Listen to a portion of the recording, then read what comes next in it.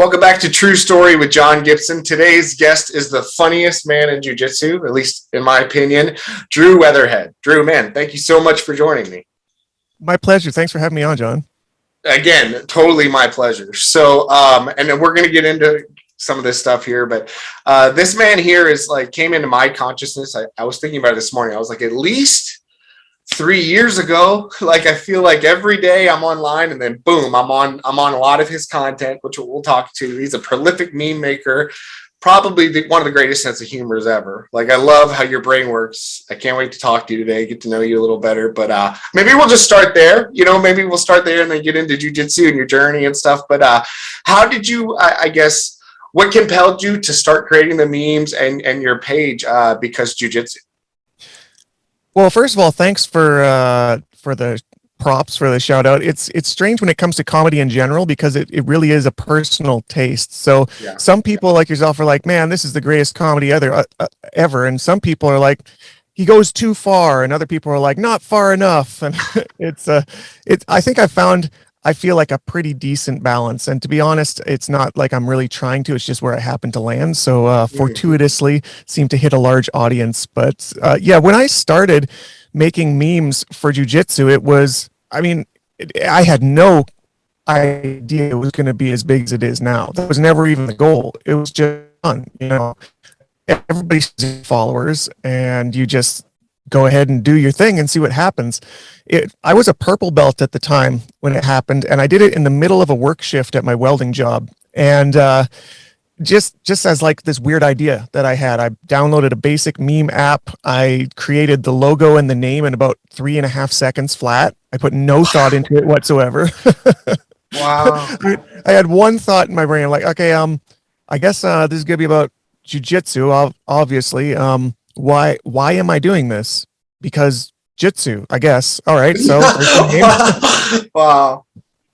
Yeah. And to be honest, it kind of came out of a plateau in my training where I was pretty frustrated with jiu-jitsu. And it wasn't really around the technique or the art or the practice. It was more the politics. I was in a political quagmire, we could say, between an affiliation problem, between a bunch of tournaments that I was promoting. I was really pissed off with jiu-jitsu. And so I started doing the jokes to literally make fun of jiu-jitsu, to poke fun at it, because I was mad at it, I guess. And it started off being primarily like sardonic humor, like it was sarcastic, but with like a dark tone to it. And then I started noticing right away that people were like vibing with it, like, yeah, we do suck. We are stupid. This is funny. I'm like, wait a minute. Oh, I'm not alone. Oh, and then it became from like this outrage kind of thing at the beginning, very quickly into like a camaraderie thing. It was a commiseration, I guess, of, when it doesn't take very long if you put your mind into it to see the absurdity in a lot of what we do. Sure. And I think that doing those little tiny aha jokes about things like, oh yeah, we are kind of culty, or oh yeah, we do think about our belts a little too much, and little things that are very communal in that sense. And I was never a comedian before that. I wasn't even ever the funniest guy in the room. So I kind of just picked up as a skill, and like jiu-jitsu, you get better at it the more you do. And I repped it out a lot. I started in 2015, and I have literally produced a meme every day since then without missing one. I believe it. Yeah. That, first of all, amazing. And you're being a little too humble because first of all, it's so much of that I'm digesting because it's so crazy to think you weren't like the funniest guy in the room and stuff, because you have a unique sense of humor, but I think it's so funny. You're so witty, so that's kind of surprising to learn a little. But moreover, you certainly do. You did your reps. Like you said, you've been consistently every day putting in the work, and I guess anybody would get better, with that consistency and stuff in that practice. So that makes sense to me too. But you're so humble too, man. Like you're really funny. Like not everybody could do that. And what you've made fine is something is you're just observing and putting together. Like honestly, like some of the cliches and things that I've been introduced to your memes, I observed them without even consciously knowing it. It wasn't until like I got the meme and laughed about it that I was like, oh dude, I'm so guilty of this. Like so many of them. And those are the ones I usually share the most, that's why I've been a fan, because I'm like, this is good. The number of times that I have people reach out to me, whether I know them or not, people that I know they kind of get it now, but some people be like, was that about me? It was too on the nose. I've felt that for sure. That's so great. I love it. So, okay, cool. So let me switch gears a little. I mean, you're a black belt today. You own your own academy, correct? Not anymore. Oh, not anymore. Okay. But you have since you've been an instructor. You know, I want to like kind of go backwards. Tell me about your jujitsu experience. Like what led you into our crazy world? Sure. So if we go way back to the before white belt days, I had been in martial arts here and there for about 5 years before that. I did 3 years of karate and I did 2 years of Kali, which is a Filipino stick fighting, cool. Which was fun. It was different. You know, I was basically, when I look back at it, I was kind of feeling around the space to see what vibed with me. You know, karate was the easy one because it was the most marketed. They were all over the place. I had friends in it, so I went with my friends, and we, you know, I got to an orange belt or something in Gojukai karate, and I was kind of in the cult there, where I was like, yeah, this is the perfect art and it beats everything. And they're, you know, everybody thinks they're the best when, like, as a style, right? This is a thing. It's not just jiu-jitsu. Every style thinks they're the best style. Yes. And totally. It's all confirmation bias. I mean, of course. Yeah, you're in the cult. You're not going to say that it's bad. Totally. But what I figured out, or I guess it was kind of nagging at the back of my head, was I feel like I do believe that I am a great fighter because my sensei says this is the best style. But at the same time, I've never had to use it in a fight. And when we spar, we pull our punches. So I've never really been punched in the face. And it's like, it had these kind of nagging issues in the back of my head. Like, am I really good at this? You know, like, how am I actually going to know? Is it going to be one of those things I figure out when I need it most kind of thing? Right, exactly. Because, when I have to. You weren't going full bore. I mean, it was very controlled, overly controlled. And then it was the same thing when I went, I was like, okay, so maybe the problem is I'm just relying too much on my body. I need to learn a weapon. I need to have a tool. You know what I mean? So we're going to go into stick fighting, where this stick is kind of a proxy for anything you can hold in your hand. It could be a club, a bat, a knife, whatever. And so I learned a bunch of that stuff. And then almost the reverse happened, where we got to sparring and everybody sort of devolved into just whack-a-mole. It's just swack, swack, swack, swack, swack, swack, swack, swack, swack. I'm like, if this was a blade, we're both dead 30 times over. Right. Like, we're not good at this. Right. Even people that were like high in the levels are just getting crushed or just like slashed to pieces. And I'm like, okay. So karate, I don't think was real enough. Kali, I think, like, if you get in a knife fight, that might be the last thing you do. Yeah. I don't feel like this is a usable thing. You know what I mean? There's so many variables. How long is the blade? The opponent? I mean, how could you ever spar that? Like, simulate that? For sure. And you learn that from the sparring. It's like, man, no matter how good you are, you're getting diced up. And but the other thing is, I learned this from a cop friend years later, and looking back, I was like, oh, that's true.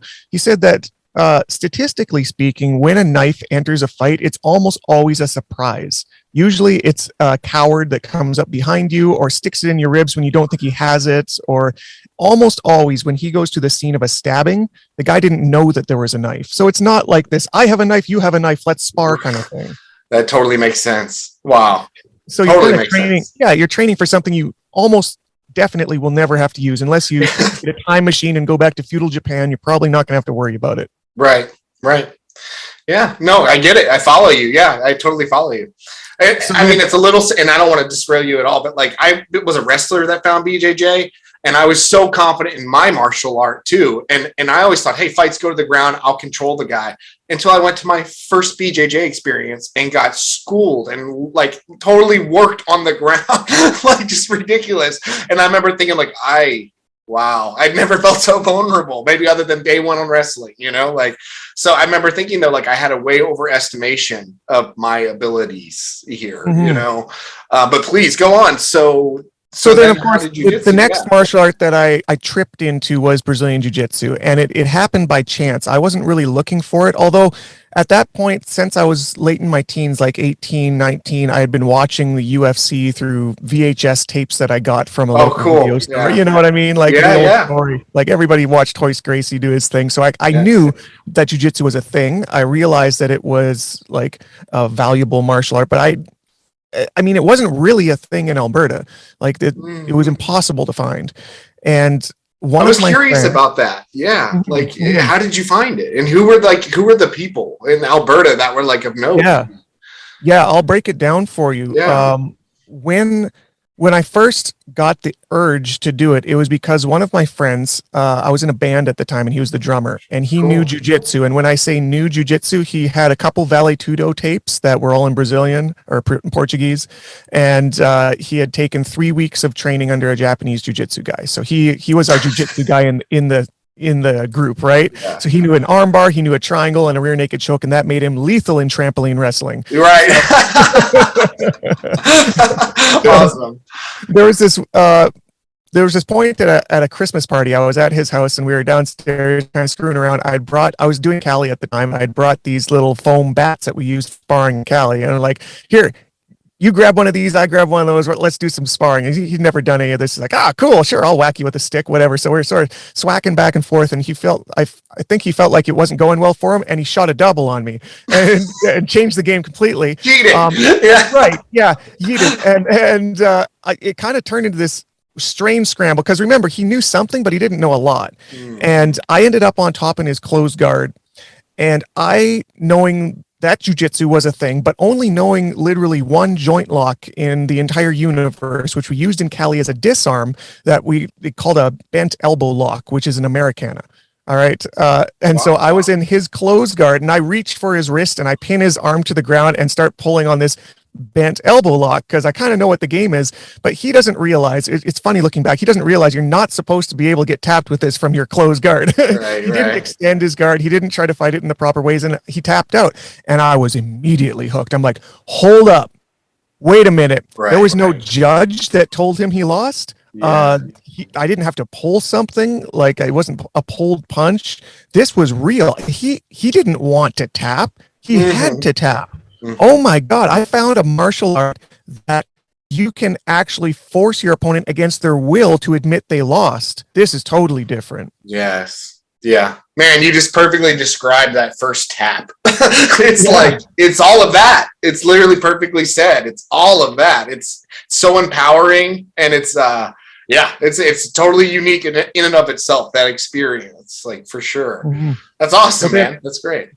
Yeah. So how did you find your instructor? Yeah, the very next day I look up, and this is going to date me. I look it up in the yellow pages. I look up jujitsu. I'm probably your age. I think we're probably close. Yeah, I flip through the yellow pages, fat phone book in the Red Deer area of Alberta, and I find exactly one advertisement for anything jujitsu, and it is the guy I would end up training with for about 10 years, and he was technically a Japanese jiu-jitsu black belt who there was no Brazilian jiu-jitsu around. He actually, coincidentally, a little tangent here, one of his training partners, Josh Russell, at the time was also training under this Japanese jiu-jitsu instructor, and he went down to Brazil because he wanted to learn like some Brazilian jiu-jitsu, and there was none around, and he ended up becoming the first black belt in Alberta. So my instructor, he was like contemporary with Josh, but at the same time, they kind of did their own thing. But because of the way that the martial arts were going, especially with mixed martial arts, and seeing the value in Brazilian jiu-jitsu over Japanese jiu-jitsu, this was 2007, so it'd been around for a while. My instructor, for a few years before I got there, maybe 3 or 4, had been accumulating techniques everywhere he could get it, through Black Belt magazine, through VHSs, through any seminars that came within 1,000-mile radius. He would accumulate, and he's a very pragmatic person who likes to systematize things, and he built curricula around all of these Brazilian jiu-jitsu moves, to the point that when I got there for my first day, about 95% of training under this Japanese jiu-jitsu black belt was Brazilian jiu-jitsu. So it had kind of like gleaned and morphed into something that was no longer Japanese jiu-jitsu. I learned a couple wrist locks from standing, and that was the extent of Japanese jiu-jitsu I'd ever done. And so we kind of backdoored our way into it in this Wild West environment where there was nowhere to find a Brazilian jiu-jitsu black belt. Yeah. Well, I mean, it's just a natural story. I mean, this sport, like not jujitsu in and of itself, but the popularity, so many of us found it like through the UFC or through the Pride or MMA, some sort of resource like that. And like we reverse engineered it. So it's like, and then jujitsu in and of itself in the States, it's like less than 30 years old, like maybe 30, right? Maybe like if we're talking Southern California and making its way out that way. So yeah, you backdoored it, but it totally makes sense. By 2007, you were making that metamorphosis and kind of building more around that. It totally makes sense that around that base. So that's awesome. So you're a black belt today. Now, correct me if I'm wrong. Have you also done Bjj Fanatic Series as well? Yep. I've had one with them for about a year, and I just filmed 3 more with them about a month ago. So it should be out in a few congratulations. That's awesome, man. That's great. So you are an instructor to the world now, man. Now, how do you find that as far as creating system, curriculum in and of your own to translate? Sure. So you'll know as an instructor too that it's a totally different art when it comes to the transmission of knowledge as opposed to the application of technique. Sure. Those two things can be a universe apart. And you see it often when you have like world champions that you go to their seminar and they can't put words together, like they know kinetically how to do things at the highest level, but to teach it to somebody who doesn't know how to do it yet is its own skill. And the realization happened the first day I started teaching like full time. This was now my job. I was like, man, I have got some work to do in this area because I'm umming and hawing over way too much stuff that these people are, I need to fully understand what I'm saying, not just what I'm doing. Yeah. And it was a process. Well, I started teaching full time when I was a brown belt, and it was probably like a solid year to 2 years before I felt comfortable as an instructor as far as my technique of instruction. And so the technique that I was working on that I honed down in the same way that I got better and better at memes day after day, I was getting better at teaching because I found out what didn't work and I shaved that off and I improved the things that were working to the point that I had this system of I would do no more than 3 moves per class, and they were usually tied closely together. And I tried to make my my direction for them somewhere between 2 to 3 minutes max.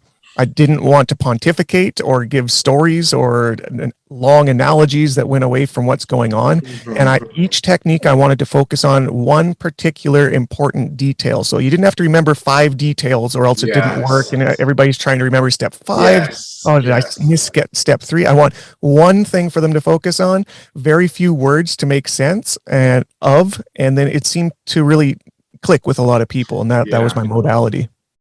No, I love that strategy. That resonates with me a lot because as a student, it's nothing. I don't know if frustrating is the word, but disappointing myself in my own effort. Like you want to not perform, but you just want to learn and make the most of this experience, this time, this hour a week you may get, or 2 or 3 hours a week. And there's nothing worse than getting lost in an instruction 10 minutes and then going back with your partner and be like, oh wait, do you know where to start? Or I know where to start. Do you know what to do next? And then you just fumble around and you're like, yeah, that's become a meme itself.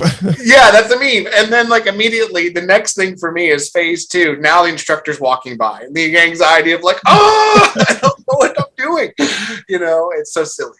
On like a silly technique too, like Kimura, like something not silly, but like you're like, I should so know this from half guard. But anyway, yeah, I get it. I love that. I love that strategy in teaching. Like it sounds like you're able to like maintain their attention for sure by limiting those time periods. And then furthermore, not having like too many complex steps, or just too many steps in general. Like, it's the worst. Awesome. So I guess digressing from like your world of like jujitsu, which obviously like is probably a big part of your life, but you're also a human being. So, I mean, do you have any other kind of like hobbies or interest outside of kind of that bubble? At this point, to be honest, so much of my day-to-day is somehow connected to jujitsu, whether it's through the meme page, whether it is through training, instruction, everything that I do right now. And there's a lot of story behind this that we could get to if you want, but I'm a full-time e-commerce person. Like I make all my money online and support a family of 6. So it's a full-time gig that I moved from being a full-time gym owner to that kind of out of necessity, kind of under attrition because of the pandemic, where we weren't allowed to train anymore. And yeah, I mean, in Canada, it's very, very bad. They were extremely harsh with their lockdowns, and I had to try to sustain a business month to month overhead with basically no reprieve for 16 months straight without being allowed to make an income. So I had to, everybody loves this word pivot these days. I had to pivot, right? And here's the secret about pivoting. There's no pivot button. You can't just be like, well, today I'm going to pivot. I've decided, I've held it off long enough, pivot time. And I'm going to pivot. No, what pivot looks like is they're going to take you out in a helicopter in the middle of the ocean and drop you in the middle and let you dog paddle till you find something. That's what it feels like day to day. And so that was my experience for the first year and a half of the pandemic, was trying to find anything to keep this gym alive for the hope that we can open it back up and get doing what I'm doing again. But that pivot that I ended up making was, at least I had an online presence before that happened, because Jitsu was like somewhere around 130, 150,000 people on Instagram at that point. So I had a bullhorn that I had never really used as far as promoting myself. I'd never put my name behind my memes at that point. Like, not really. But very rarely, if now, do I feel like you do that still? Like, well, I ended up doing it for about a year at the beginning of the pandemic when I was shut down, because I could see, like, I've got to sell myself, because nobody pays for memes. They're free, so I've got to sell something else through this medium. And I'm a black belt at this point. I know how to teach. I'm not allowed to teach my students right now. So I'm going to teach the world. And I started taping a lot of techniques, to the point that I built a member site that is a monthly recurring income, like the gym was, but now it's to the world, right? So that was my pivot. And I learned a skill set again. All the best skill sets you learn out of necessity and attrition, I find. Jiu-Jitsu is a great example of that. You go to class and you get your ass kicked, and you want to get your ass slightly less kicked the next time. You don't come back to get it as kicked. You come back to get it less kicked, and it gets better over time. And it was the same thing with e-commerce. Is I had to learn the ropes, like, well, the time was ticking to pay my bills. So to long answer to a short question is, most of what I do is still jiu-jitsu, but it is almost primarily e-commerce based. What's the website or channel where people can find if they want to enroll online or check out your technique? Yeah, well, I've got so many different portals right now. The easiest way to do it is to go to because_jitsu on Instagram, or drew.weatherhead on Instagram. Those are my two channels. And in the bio, I have a link that has all of those tied to it. It's all in one place, because it's too hard to just keep throwing out different links. So I just tied them all to one, and you can go there and find my member site. You can find my Fanatics instructionals. I've got instructionals with Jujitsu X. I've got my podcasts. I've got my NFTs. There's all sorts of stuff there. Awesome. And I'll include the link as well. So we'll make sure to, of course. Yeah, of course. You just mentioned it. I also want to talk a little bit about your podcast as well. So I very rarely get to talk to people who also have podcasts. So I'll give you the question I get all the time so how did you start a podcast, or why did you start a podcast? Yeah, well, I'll give you the answer that's just as basic as I started jiu-jitsu because of Hoist Gracie. I started podcast because of Joe Rogan. Same. I know, same. So it's so basic, right? Yeah, like it's just the world we live in right now. He was the one that blew it up. I didn't care about podcasts until maybe like 2013, 2014. He had been doing them since 2009, and I knew that he did it. I knew Renato Larange was doing a podcast, and I was like, this is boring. Like, who has time to sit down and listen to hours of people just talking about shit? And I didn't really understand the value of it until I got to a particular welding job that was so boring that I needed something in my head that wasn't just the same playlist every single 10-hour shift that would repeat 5 times. I needed something new that to keep my mind away from shifts and trying to, like, you know, I had to entertain myself. And so I started with audiobooks, and then it's matriculated towards podcasts, and he was the king of podcasts. So I just started there. And I mean, it was everything for me for about 5 years in that trade, where every single day I hoped he came out with a new podcast so that I'd have something to listen to at work. I get it. I same. To all of that. Exactly. And I think for me, I shared the entire sentiments. If I kind of had a job I was unhappy at, I had the time. And there were so many, there's the content, there were so many cool pride stories, MMA legends. He was into BJJ, these really cool contemporary things I was into. And then I was receiving this content of some astrophysicist I never would have heard of otherwise. Yeah. And I was listening to that and be like, oh, wow, interesting. Just interesting. How about that? Whether or not it resonated or not, and I think now, like all these years later, I'm like, how much of my mind has been formed by that guy? Like, I really wonder, but man, that's awesome. I completely understand that entirely can resonate with that. So, I mean, from a content perspective, is there sort of a focus you tend to like try to reserve or, focus on, or are you just sort of all over the place? Well, this isn't the first podcast that I've done, the one that I'm doing right now. I've been podcasting in some way, shape, or form since about 2017. Wow. Well, man, you're pretty early too. I would say that was pretty progressive. It wasn't during the whole time, but during portions of that time over the last 5 years, I've had different podcasts, whether it was a solo one, whether it was one with my friend. I did one with comedian Jamie Kilstein for about... Oh, he's hilarious. Yeah. And so it's the same thing. It's just reps, right? I started getting better at it. I mean, not to toot my own horn, but I enjoy doing it too. And between those two things, the incremental improvement and the enjoyment of the thing you do, it's a recipe for success. And I'm not saying I'm successful yet, but I feel like I will be in the future because that I've done it in other things. You know what I mean? Like the consistency, the repetition. This is a formula that I'm used to at this point. I'm really enjoying it. But to answer your question, what I'm talking about or the niche I'm in now, I mean, I started doing solo podcasts as well as bringing on guests mostly during the shutdowns in my gym because I had nothing to do. I was literally at the gym for like 6 hours a day doing nothing. Like I caught up on my paperwork and my bills and my taxes real quick.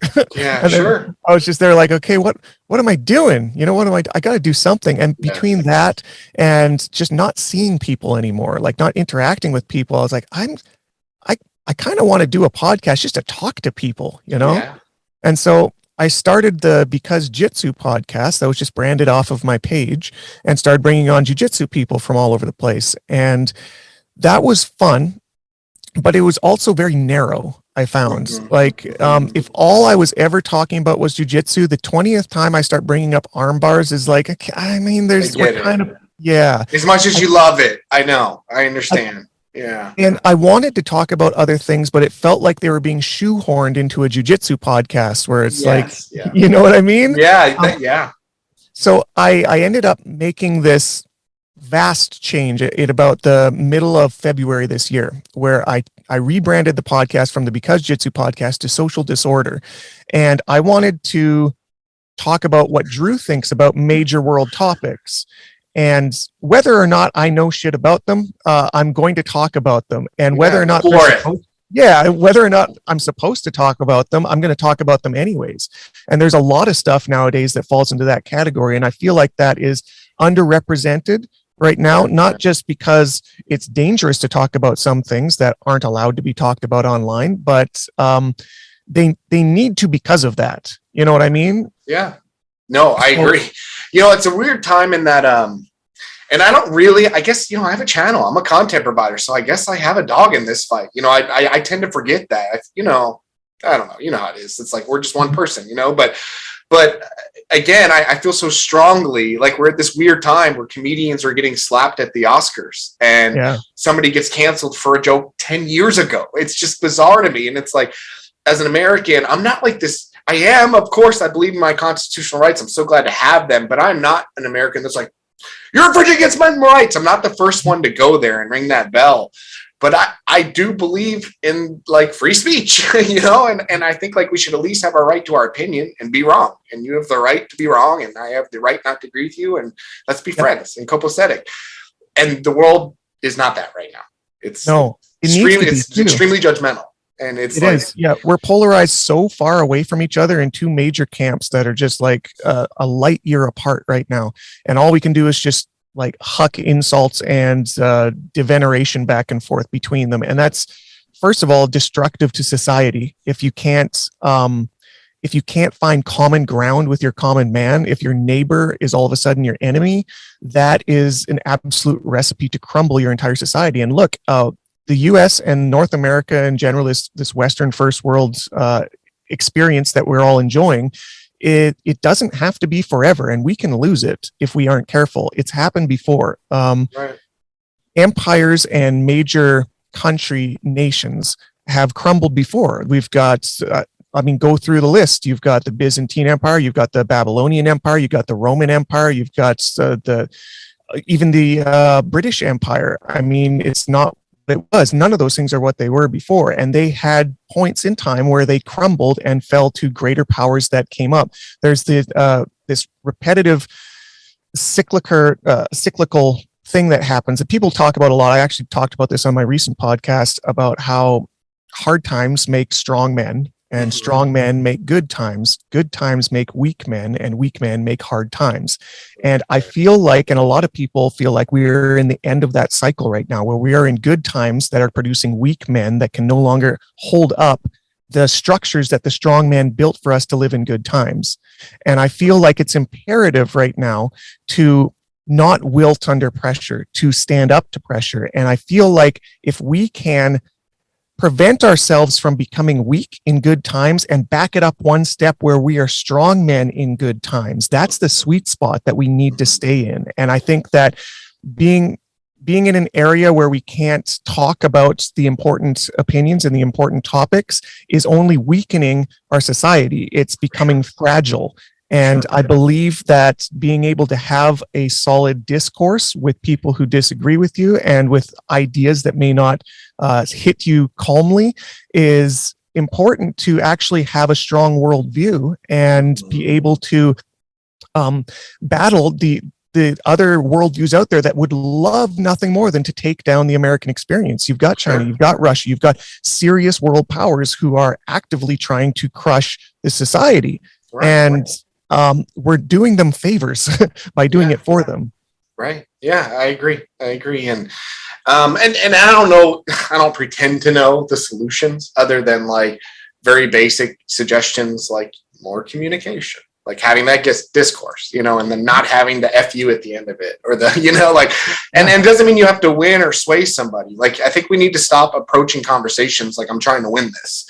Like let's just have it like, this is my opinion and I'm comfortable just leaving it there.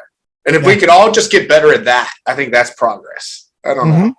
Yeah, well, that was what made the Greek and the Roman Empire so great, was their open town hall kind of way of sorting out ideas. You had the great philosophers, and they weren't great because they came up with all the ideas themselves. They got together and battled ideas and found out what most resonated with everybody. I like it. I mean, that's more of a democracy kind of idea, right? For sure. You're representing the majority by, this sort of way, and open debate. Yeah, that makes sense. It's not exactly how the process works, maybe. Well, democracy is under attack right now, not only in the application of it at the governmental level, but also in philosophically in our higher education right now. Never in my life up to this point has it been so under attack, to the point that a lot of people in the universities are like preaching and touting Marxism as a better solution. And they have arguments about it because the democratic system right now it's not good. It's a lot of crony capitalism. It's a lot of fleecing people's pockets, lying to get to power. And it's like, it's not what at least the ideal of the Grecian or Roman version of it would, what you learn in textbooks. It's not really that anymore. So they're kind of creating this false dichotomy where they're like, well, look at your democracy. It's crumbling. So let's do communism because, that's totally overcorrect. Yeah, exactly. But at the same time, like, they're making this argument. Well, there's no counter argument being foisted. It needs to be battled like actively, because I mean, if you want communism, Shanghai, go get a plane ride over to Shanghai right now and experience your communism for yourself. They've got communism in other countries as well, where you're gonna, a plane ride is not that long. You can be there in a day and you can go experience your utopia firsthand. Like I've seen the videos coming out of Shanghai. It's not good right now. And that's the power that a government that has total authority over their people can employ at their will. And a lot of people are like, well, China's not that bad. I got friends over there. It's all great. It's actually mostly capitalist. And it's like, yeah, but it is until it isn't. And they have the ability to flip that switch on a dime under Xi Jinping, which is basically like a living God who's got a lifetime appointment. And all of these checks and balances that you are saying are outdated, or they were written with a feather on a quill on a piece of parchment, and it's not really the world we live in now. They're what's keeping your society from doing the same thing. Because don't you think that the people in power right now would love to just do whatever they want? They all would love that. In fact, who wouldn't want unilateral decision ability? Yeah, I mean, of course, yeah. Canada is a great case in point right now. They've been trying, and they've been getting away with shit that they really shouldn't under our Charter of Rights and Freedoms. They've basically walked over it for the last 2 years, and like really badly over the last 6 months. And I mean, if this is what you want, guys, it's coming if you let it. And this is what I mean by we need to be vocal if we want to stand up and actually have strong men who are strong people who are willing to take the arrows of society, if necessary, to get their voice heard in a time that needs it most. And so, I mean, again, not to toot my own horn, but that is basically the premise of social disorder right now, is bringing forth those topics because not enough people are. Yeah, no, great. And hey, keep doing your thing, man, because the conversations have to be held, have the open dialogue, and yeah, it's great. And it's good. So everybody go there for a resource for all such things that we just said and covered. Yeah, thank you for that, sharing that as well. One more thing. I mean, we sort of touched on it, and I hope it's okay to ask, but you had posted about this online, and I just think sort of in the vein of what we were just discussing, your sister's health. Man, like, I guess, do you mind providing just a quick update? And I also just want to say thank you for going there. I mean, I guess, like, it's such a touchy subject. We can't just humanize it and talk about a personal experience. And I appreciated it as someone who, like, again, I try to stay neutral. I believe at the end of the day, like, as far as as far as like immunizations and vaccinations and anything like that, drug use, anything, recreation, prescribed, whatever it may be, alcohol, anything. I feel like personally, our bodies are the only thing we own. And I choose to do certain things with mine that I may or may not want to do, but I don't judge anyone for anything, because, like, we don't own our house. We don't own our car. They could break down. The IRS could take whatever, like, but we own our body. And, like, we have to live with our thoughts, our scary ones, our happy ones, our sad ones. Like, no one owns our bodies. We own our body. So if you want to get a vaccination, I'm like, good for you. And if you don't, I'm like, good for you. Like, it's your body. That's your choice. That's my personal opinion about it, but I appreciate somebody sharing a story like your sister. So if you don't mind maybe doing that, because it's like, regardless of how you may feel politically about this, there is a real discussion to be had about people, So I don't know. With that, maybe, do you mind sort of sharing a little bit? Absolutely. Thanks. Yeah, before I go into her particular story, I wanted to touch on something that you just mentioned about the neutrality. Is I had never considered myself political. I hate politics. I can't stand it. It was a topic that I actively avoided growing up in adulthood. Same. And, I did my basic due diligence before voting every time, just like, oh yeah, this guy kind of looks like something that I would agree with, and then I'd go ahead and forget about it for 4 years, kind of thing. But this weird thing has happened, and has been happening, I think, since 2016 is when I was noticing it, as things started to polarize more and more and more and more, and social media started to amplify this, and you started seeing things like what was that documentary about Facebook, the social. Oh my gosh, my wife made me watch it twice. She like deleted IG for a week. I know, yeah, I watched it twice as well. Oh my gosh, what was it called? Yes, it'll come to me. You know the one. Seeing these things happen, it's taken this weird turn where I felt like every single issue that comes into my sphere, I like to look at both sides and make a decision that's informed. I feel like that's a pretty reasonable thing to do, and it should be something most people do. But in this weird way, I didn't really hold myself on a left or a right-leaning spectrum. I didn't even know what those things were until like 4 or 5 years ago. And I don't prescribe to one camp or another, because I think that's a fallacy or it's a mistake. But at the same time, It seems like the spectrum is shifting underneath us. Like where you thought Yes. you were 4 years ago, all of a sudden you're somewhere else. And it's not because your opinions change, it's because the spectrum is literally shifted underneath your feet. Preach. I totally agree.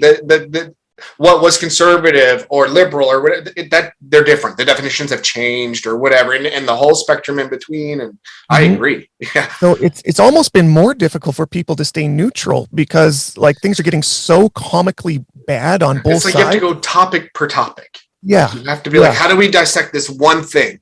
And yeah. So about in that spirit, the story that I put out recently with my sister, she is my older sister. She's 3 years older than me, and she lives in BC. I'm in Alberta, so we're kind of separated in that way. But I got a message from my mom in about May of last year of 2021. And this is shortly after the vaccines rolled out in Canada. They were widely available by about March of 2021. And my sister got her first shot of Pfizer in the end of April. And she was one of the early adopters. She was in the school industry. She's a teacher. And for her, it was a privilege. She's like, oh, I get to go before other people. Yeah, let's get in there and let's get it done. Let's get our shot. Let's get our sticker. And, good for me. Way to go. And then this weird thing happened about 3 to 4 weeks later where she was driving down the highway with her kids where her foot started to fall asleep. And then it traveled up her calf and then it traveled up her quad.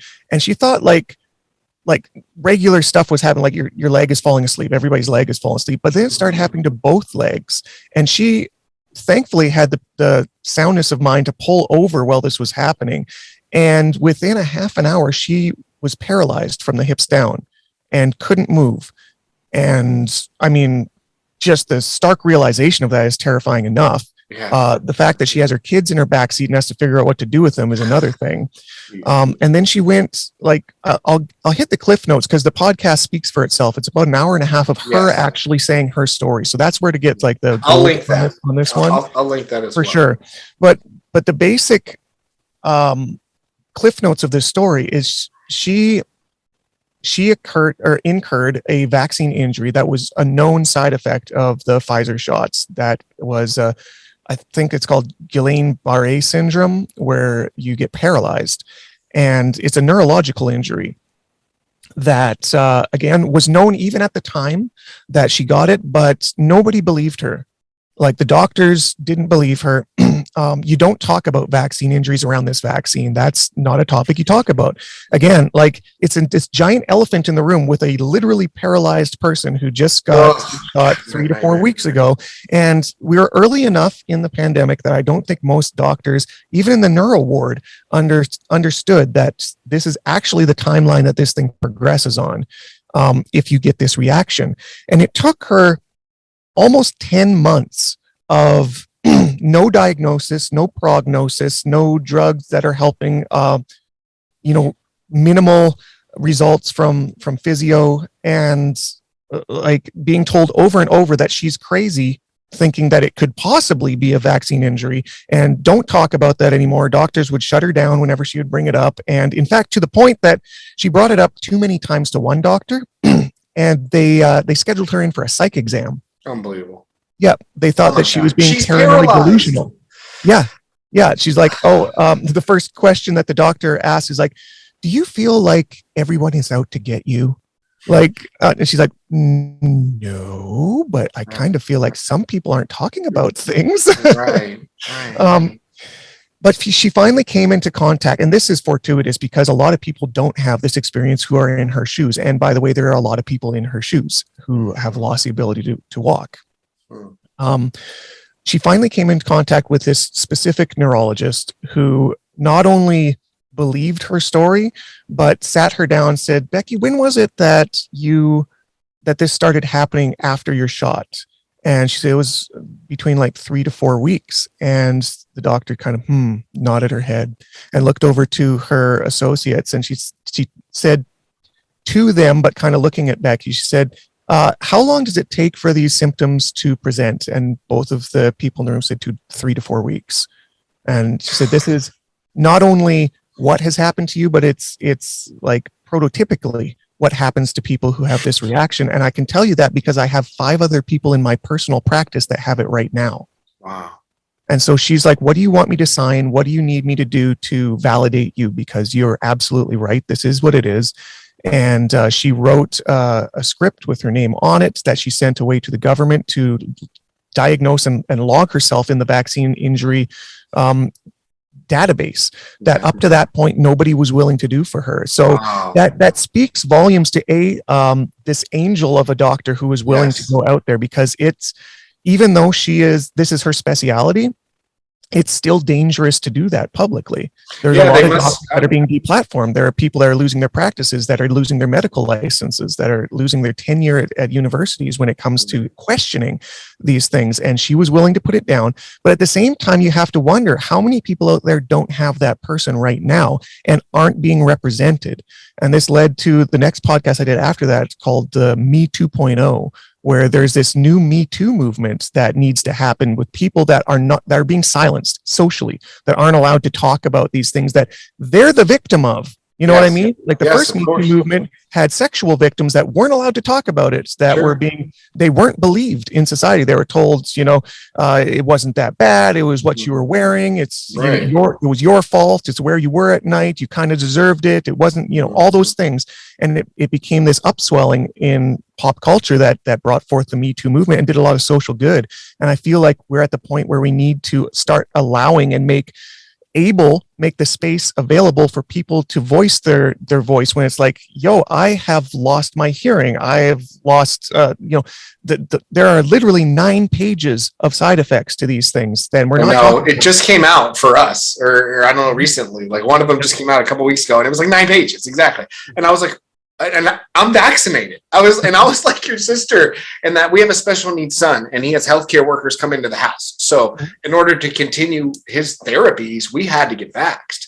But we were in the got our sticker, posted it online. Like people would have thought I had a real political stance on this. I didn't. I was just trying to get my son his therapy and move on with my life. I was like, I trust it. It was cool at the time, Dude, it was, I was just very, for whatever it is, naive in that, I trust it. No big deal. And it wasn't until literally probably reading your post about your sister that I had heard of this. And I was like, that's very scary to me. Like, this is very scary because there's others. And no one talks about the side effects. So you talk about Me 2.0. Yeah, we need to have a safe place to be able to share some real lived experience, like for sure. Because I don't want to be ignorant. I'm always open to learning. But if I don't have a resource to go to, I don't know what I don't know. Well, on that note too, isn't it important when you take any sort of medical treatment with informed consent? Yes, of course, right? I know. If you don't know the side effects, then you can't be informed. Of course, yes. And it's like, and if we're going to be devil's advocate for the sake of fairness or objectivity, and try to say, but then we have to take our own personal accountability about what we put in our body, I say, yes, that's true. However, give me the pamphlet first. And then I'll read it, and I promise I'll make that decision. When the vaccines first rolled out, it was kind of this viral meme that was going around that showed a doctor that was taking it out of the box and taking out the pamphlet with all of the side effects on it, and it was completely blank. It's just a white piece of paper because it's coming from the factory where they do this. There was just nothing to print on it. Yeah. And that's what most people, billions of people around the world, got their doses with something coming out of a box that has no instructions and no side effects on it because they hadn't been released. And by the way, Pfizer didn't even want to release them when they got released last month. They wanted to suppress this stuff for 75 years. They went to court to try to get it. They wanted to drip it out 500 pages per month. It would have taken, there's 40 or 400,000 pages that are supposed to be released. And they want to do 500 a month because it's so dense and there is so much redaction necessary. That was their argument. So they wanted to redact as much as they could and drop it out as slowly as possible to make it, you would only get all 400,000, a literal human lifetime from now. Right. You'll have it available. So thankfully the court struck that down and said, no, drop this shit faster. Yeah. Thank God. We still don't have it all. We barely have any of it. The first drop happened in February or March, and it was 10,000 of these 400,000 pages. This month, April, we get 10,000 more. The next month, I think we get 20,000. By the end of the year, we're supposed to have all 400,000. But it's, again, they are redacting tons of stuff in there. So, I mean, There is so much to be said about this that's not being said. And again, that is kind of the topic of du jour, I guess, for the podcast right now. Yeah. It again, like, most people are vaccinated, which it should be more important, as important for them as it is for people who aren't. I don't believe it's a teams thing where it's the unvaxxed versus the vaxxed. I think that that's a false dichotomy again that media likes to hype up. And I feel like we're all humans somewhere on this spectrum that need to know the whole story. And it is conspicuous that the people who know the whole story are trying not to tell us, or trying to tell us not to look for it, or punishing us when we do. Yes, I agree. And I want to know more. I'm more vested now than I was before. I want to know what I have in my body. Absolutely. Like, I want to know now more than ever, like, for sure. Anyway, I understand all that, and I appreciate that. What an awesome resource for people to go to and have, like, to listen to these discussions, have these discussions. What's your cadence? Are you weekly with that? Are you bi-weekly? I don't have a designated rollout, but I try to do 2 or 3 a week. So I'm. Oh, wow. You're so busy, Drew. Jeez. Yeah. Wow. Well, like I said, this is my full-time job being online. And so this is just another one of my nodes that I'm pushing into and getting those reps. 2 to 3 times a week for jiu-jitsu is normal. 2 to 3 times a week for a podcast should be normal. Yeah, sure. Yeah, but you're also crushing it with your memes and everything else too. You're online. Yeah, exactly. You're online. Do you consider it a university? Your member site? Sure. I don't know what I consider it sort of a standalone compendium that would be a good, like, practice resource. I don't want to become people's coaches who I'm not coaching, but listen to your coach, do what he's saying. But if you want to go somewhere for some, like, extra knowledge, like, just too much. And here's the thing too, even my own students, when I was teaching full time, they don't get everything that I know from me, for the simple fact that it takes too long to disseminate, but also they don't come to every class. So sometimes I'll be like, I went over leg drags last week. Where were you? Kind of thing. Right. And so in that way, they could go to this standalone resource and be like, type in the search bar leg drag, and they can see my instruction on it. So, you can use it as a supplement, I guess, to your training is the best way to look at it. Yeah, that makes perfect sense. Awesome. So we're coming up pretty much on time, but I want to also give you one more maybe opportunity just to share maybe final thoughts, or, like, I also like to ask people for shout outs. If you want to give any shout outs, of course, you have an opportunity to do that too. But, I always just like to say kind of final words, give you an opportunity to sort of sum it up and conclude it as you'd like to. Yeah, sure. Well, first of all, thanks so much for letting me come on here, John. It was my pleasure as much as yours. And honestly, guys, I think I've done most of the pitching during this. Again, if you want to check out all my resources, go to Instagram, either because_jitsu or drew.weatherhead, just how it sounds, weather and head. And you'll find all my links there. My final thought, if I were to give one, where my head is at right now, is more or less the broad strokes of what we just said is, don't feel like you aren't allowed to talk about things people tell you not to talk about. Because in the same way that you are in charge of your body and you shall have the sole autonomy over it, you also have the sole autonomy over your mind. And people can only tell you not to think or say things that you allow yourself to believe that you're not allowed to think or say. So do what's right for you. Don't be afraid to fail. Don't be afraid to admit when you're wrong. But in the same way that you train and you learn from your mistakes, I think that we should be training our minds and trying to find out what is the best way to live this life. We only have like 60 to 100 years to do it for every given person. And it's a long task that you can't ignore. Man, well said. Man, well said. We got to do this again. I just like listening to you, I think. Man, I'm going to have you on my podcast. How about that? Anytime. It'd be my pleasure, as much as this was, for sure. Thank you again, Drew. Drew Weatherhead. Everybody, please, I'll include all the links, but everybody go follow, ring the bells, subscribe, do all the things. Man, this guy is just an extraordinary person. Again, because jiu-jitsu is the funniest meme, like, resource out there too. So please go and enjoy those, the magic that is. And again, Drew, thank you so much. This is True Story with John Gibson. Drew Weatherhead. Thank you, buddy.